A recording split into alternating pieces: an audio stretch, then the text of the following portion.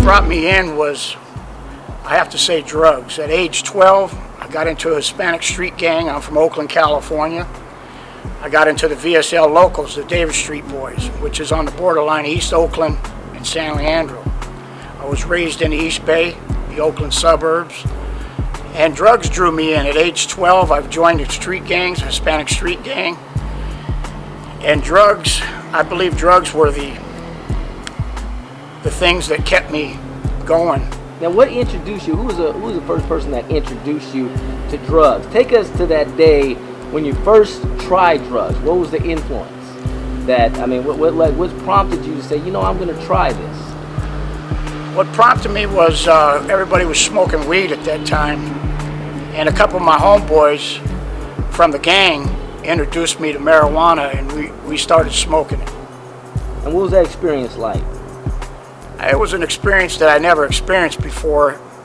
It was a high to just get into crime. It led to crime. It led to stealing cars, burglarizing houses, and it just led to a life of crime.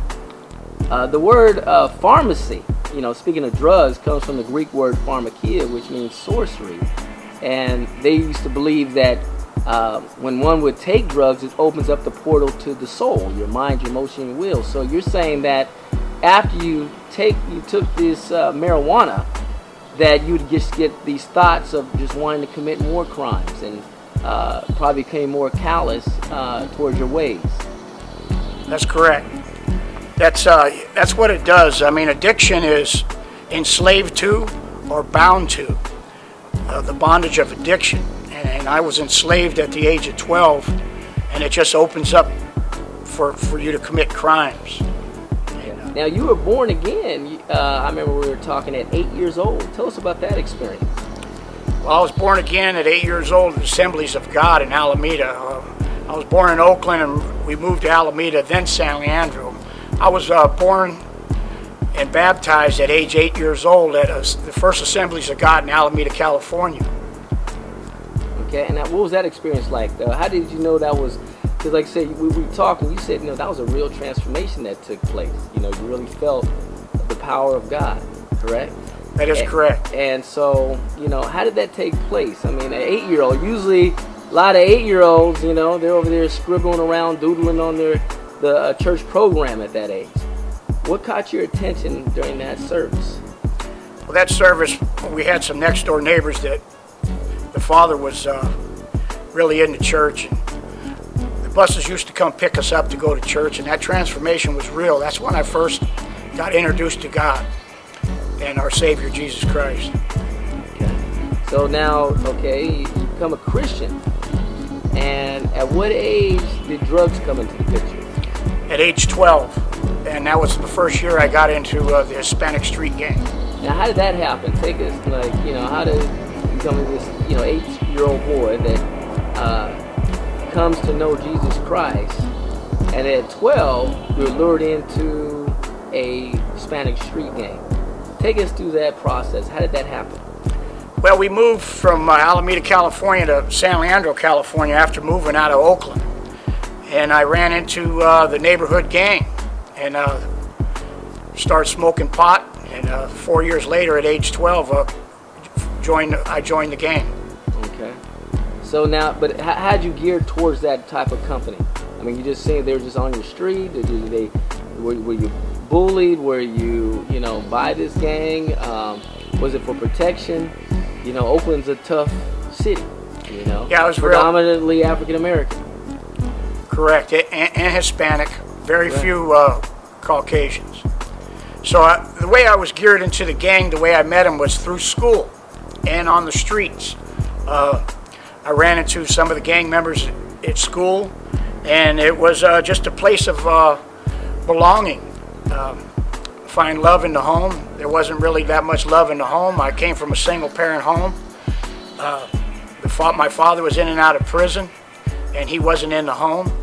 So I guess just a place of belonging. It wasn't really pressure into bullying.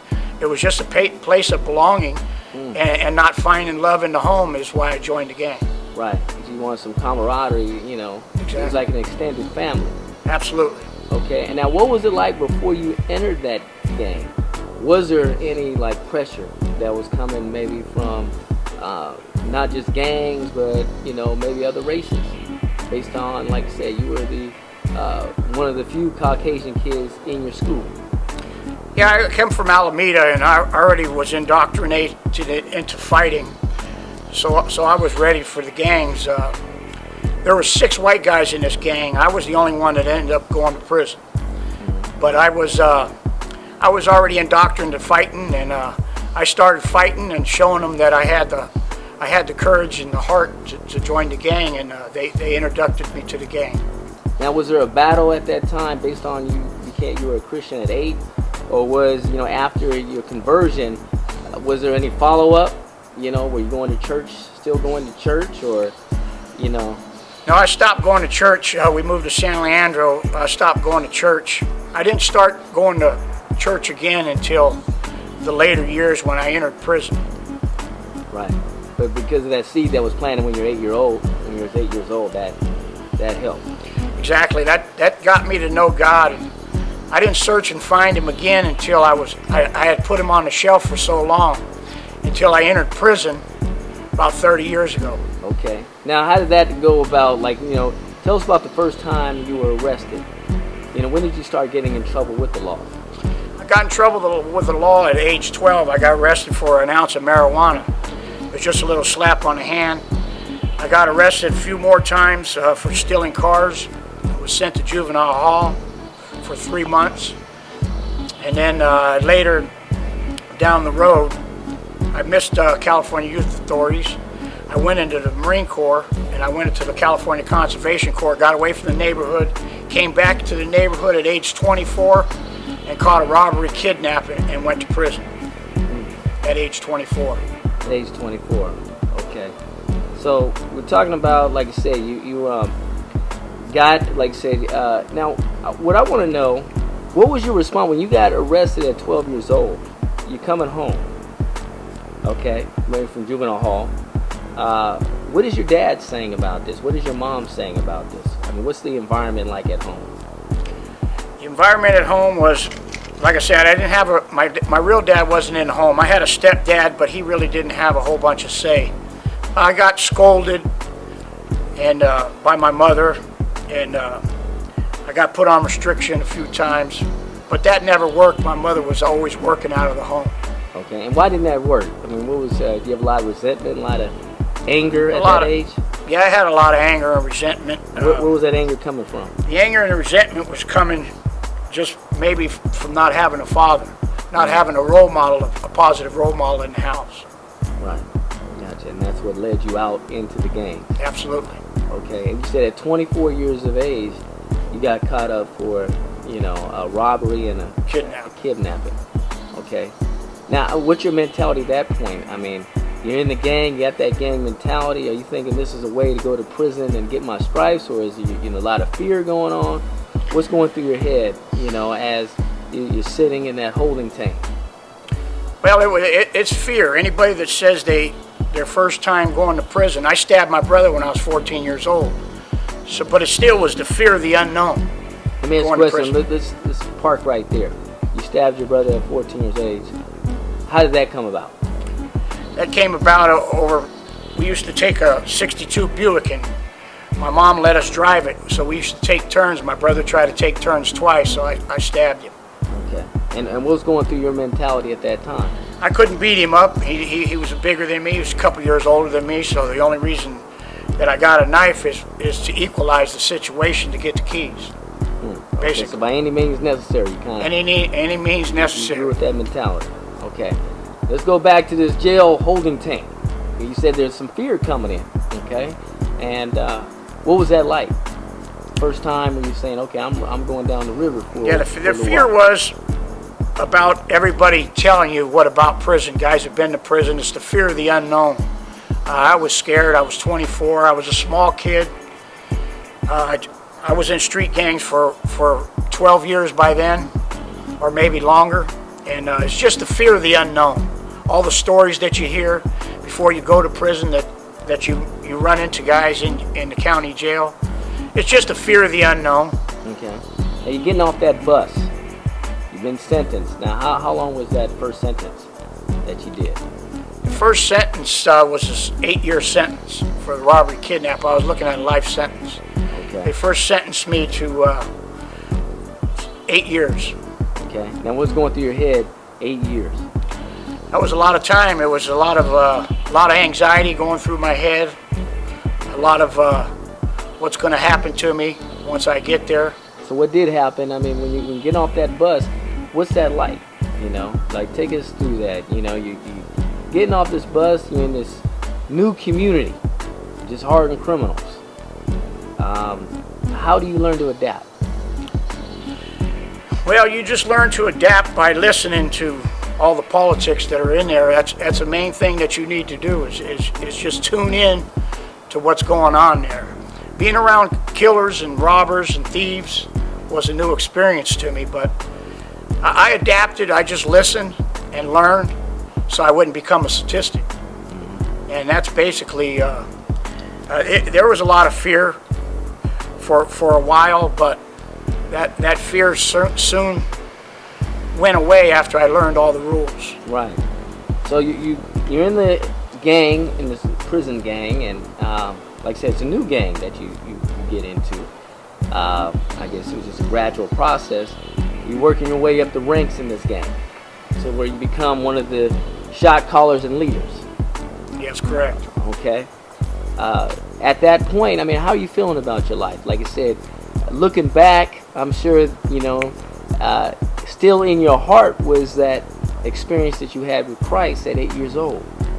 So the Spirit of God is moving upon your heart. However, you're doing everything contrary at that time. Is there any peace in your heart at that time? No, it was a road to destruction. I quickly moved up the ranks 3 years after becoming a member. I quickly moved up the ranks to being a shot caller for the next 23 years. I knew it was a road to destruction. I knew I was living a lie. It was a spiritual battle going on in me the whole time. You say you're living a lie. What do you mean by that? Living a lie meaning that I was a soldier for Satan and I knew it. I knew I was living that lie. I knew I was a soldier for Satan, and I had a spiritual battle going on me since the age of 8. Now, how would you deal with that? How would you deal with that? Through drugs or? I would just self-medicate through drugs. Through drugs, and that would throw Jesus on the shelf, basically. Right. Okay. Self-medicate. So what was the breaking point where you say, you know what, I gotta do something different. I can't go on living like this. Was it a significant event? Was it just a church service? What happened? Well, the whole time I did, the 20 years in the 13 prisons, I went to church, but I played the politics also. It was God tugging at my heart, you know, telling me that, you know, you have to come to me to surrender. And I thank God for protecting me from the life that I thought I wanted was as a gangster, and blessing me with what I didn't know I needed was a savior from that destructive lifestyle. Right. So I fully surrendered when I got out 4.5 years ago to this day. And I knew I had to come to him to surrender for him to change me, and he's changed me. But what are the events that led up to that? Because I know that this doesn't happen. I mean, what would happen? Tell us, you know, what was going on that you say, you know what, it's time now. The events that led up to it, I was in Ely State Prison, in a Nevada maximum security prison, and I was going to church, and he was working on me then. And then what had you going to church? Now here you are, like you said, you shot calling. What, I mean, obviously, like you said, you had that battle you said that was going on within you. And just probably going to church would give you some peace. Yeah, just going to church was giving me that peace. I was going to church, and I was still living the politics because of my life in the gangs. But I was going to church to get that peace and and just to get that word in my spirit. And that was, I'd say my last 2 years I was going to church, and God was telling me, when you get out, what are you going to do? Right. And I said, well, I'm going to surrender. And I did. I actually surrendered. But he was working on me, I say, my last 2 years incarcerated. Now, what did that look like when you surrendered? Where did that happen at? When I surrendered, I came home, I surrendered. I was telling God I wanted a wife. I wanted a new life in Him. I wanted a motorcycle. I wanted to write a book. I want all these things to come to pass. And I got down on my knees at my mom's house. I paroled to my mom's house, and I just surrendered and let God take over. He transformed me this 4.5 years I've been home. Praise God. Now, like I said, so you transform. The next day, you know, what are you doing? The day after you have made the decision to surrender. What does that look like? What does surrender look like? Surrender looks like when you fully surrender and give God the glory to start transforming your life. It's a process, but everything you pray for and come to pass, it takes time. It's a journey for that fruit, for that growth to take place. But I can honestly say now, I didn't know the things were going to come to pass, but I do now. You know, it was just I felt it in my spirit that He was going to do His work. Now, how did that anger and everything get healed? Did God heal that anger? God took away the anger. He took away a lot of the bitterness and made that bitterness better. For as far as peace, He started softening my heart for love. He got rid of the hate and the anger that I had in me. And He just started taking away all that and replacing it with love, joy, peace, self-control. I got all them fruits now. How do you maintain that? I maintain that by staying in the Word every day and doing Bible studies. I go to church every Sunday, and I'm in a ministry called Gang Awareness and Prevention, where we go into juvenile hall. We don't. I'm out of the thing of hurting people. I did that for so many years of my life. Now I'm helping troubled kids in the Sacramento area in juvenile hall. Okay. Now, how do they respond to you when they hear your story? And they say, "I can't get out of the gang." You know, how do you get out of the gang? What do you tell them when they say, it's just too rough? I experienced that also when you go into juvenile hall. A lot of these kids say, I believe they can't get out of a gang. What do you tell them when they tell you that? I tell them there's a front door and there's a back door, and it doesn't matter which way you exit. The front door is the way I went out, is by not telling on nobody and just surrendering to God and letting Him transform your life. But you have to be sincere in your heart for that to take place. A lot of these kids are at a point where they're reading their Bibles, and the back door is telling on your gang and dropping out, but you can still surrender and God will protect you. He did me. Okay. But I tell these kids that there is a way out. There's two doors, and you came through one of them to get in, you can go through one of them to get out. But to really fully transform, you have to really truly surrender and be sincere in your heart, because God knows our heart, and that's what He judges us by, our heart. And these kids, they're just not ready. A lot of them are just not ready, but 38 years in gangs, they can't tell me there's no way out. There is a way out. But there's only one person that can transform us from the inside out, where our actions and our behaviors become different. And that's how you can tell the transformation's taking place. Now, speaking to the parents, going back at 12 years old, if you were your own parent at that time, what would you have done to keep you, young Richard, out of gangs? What do you think would have helped? I would have come, because I did play sports. Yeah, I gangbang and play sports. I would have came alongside them. My mom prayed for 20 years for me before, so I had people praying for me also. Praise God. Right. And my mom told me not too long ago that she prayed for 20 years. If I was a parent, I'd come alongside them. And I know in Philippians 4:6 it says, "Be anxious for nothing and everything by prayer." I would pray for my son or my daughter, and I'd come alongside them and be more a part of their lives. On my free time from work, I'd spend more time with them. And back in them days, all the parents did is went to work, and there wasn't a whole bunch of love in the household. Now, your relationship with your father, tell us a little bit about that. Like I said, you told us that your father was in and out of prison. How'd that impact you? And then, did anybody ever come up and say, you're going to be just like your father? Yeah, it's my mother used to tell me a lot about his drug use. He was into drugs. He was in bondage from addiction, and he was in the Hells Angels. He was a co-founder of the Oakland Hells Angels. He was one of the original Oakland Hells Angel members.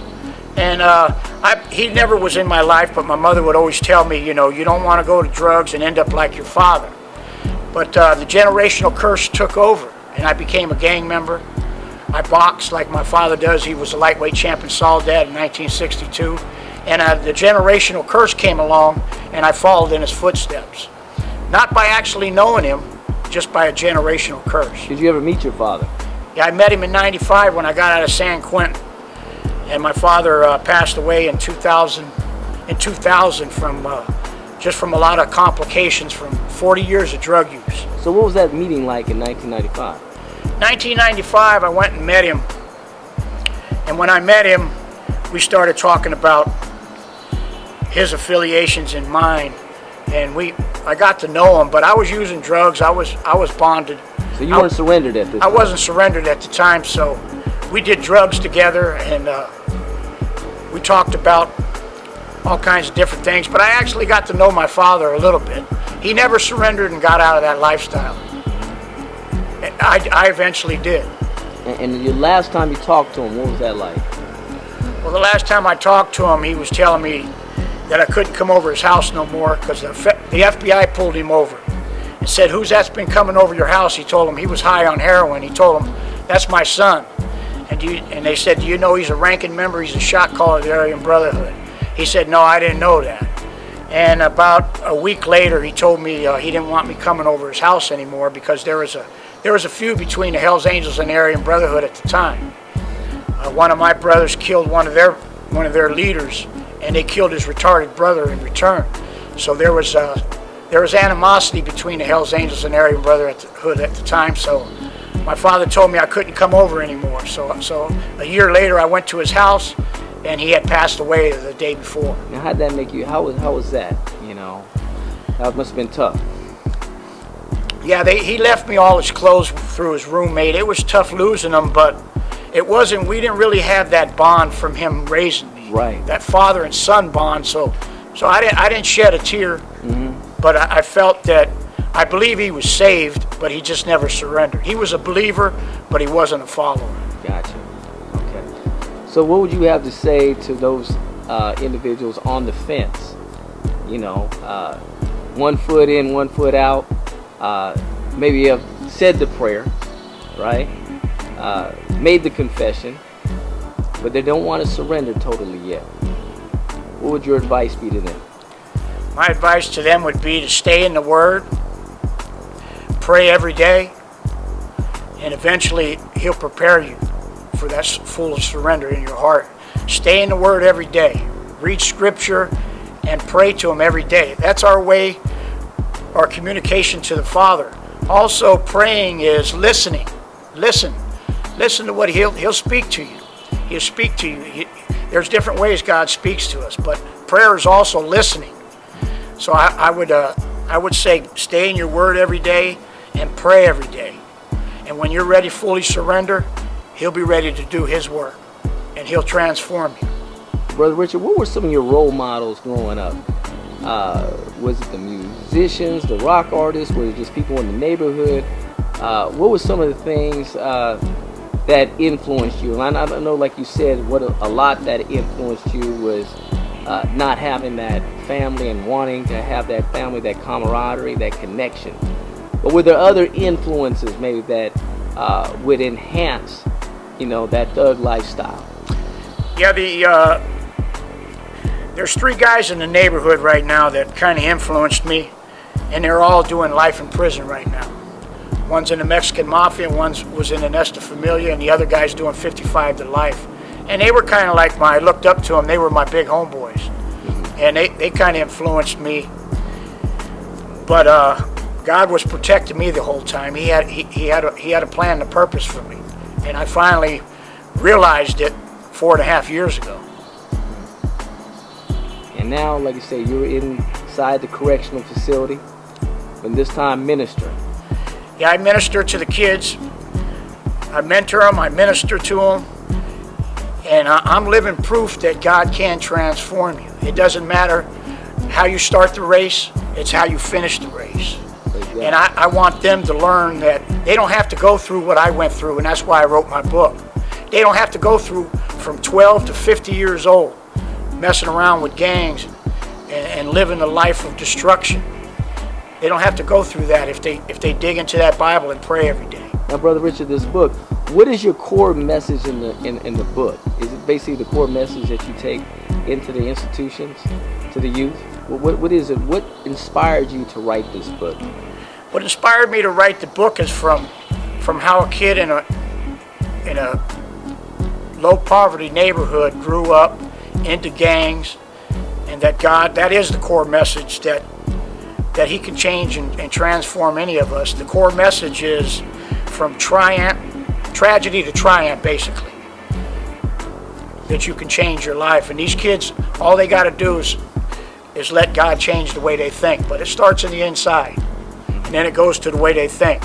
Their minds ain't fully developed yet, but I'm living proof that God could transform any of us. Now, what is your biggest challenge when going into the institution? I mean, when dealing with youth, what are some of the biggest challenges you think the youth have and that they bring to your attention? My challenge is, I believe, going into the institution is staying focused and keeping God first place in my life and praying before I go in there, so the Holy Spirit will lead me in every conversation that I speak, and it's coming from the Spirit. There it is. Praise God. Well, show us the book and tell, like I said, the book is called Prison Adventures, Memoirs of My Checkered Past. Okay. And just gives a brief summary about this book. When the reader is reading this book, you know, what do you want to convey to the reader? I want to convey to the reader that, just like it says on the back of the book, this is a real life story of a guy that went through 20 years of incarceration, 13 prisons, was in prison gangs for 26 years, street gangs for 12, that by the power of our Savior, that He can transform any of us. And that's basically what this book, I wrote this book so I can go into the juvenile halls and give them my story so they don't have to go through what I went through. Now, how has it been received? It's been received. I think I'm planting seeds in there. I don't know which ones are the harvest is coming, but I believe I'm touching lives already. I believe I'm in there. God's called me into this ministry so I can be a living proof of God's transformation power. You said somebody in Texas recently got a hold of your book. That's correct. Tell us a little bit about that story. I got a message on Facebook from a guy from Texas saying that, you know, your story's amazing, and that you don't know me, but I read your book, and that he has a friend that rides BMX professional bikes, and he's a youth minister, and he's going to get me in touch with him, and maybe when he comes down, we'll have him go in juvenile hall and talk to the kids, to minister to them. Praise God. Any last words, you know, before we conclude? Oh, just my story is just, it's about surrender and about what God can do, can change your life, but you have to fully surrender for Him to change your life, and by material blessings and by giving you a good wife. I was blessed with a great wife that was my girlfriend 20 years ago. God can do amazing things if you just surrender. Praise God, brother. Thank you for sharing that powerful testimony. Okay, God bless you.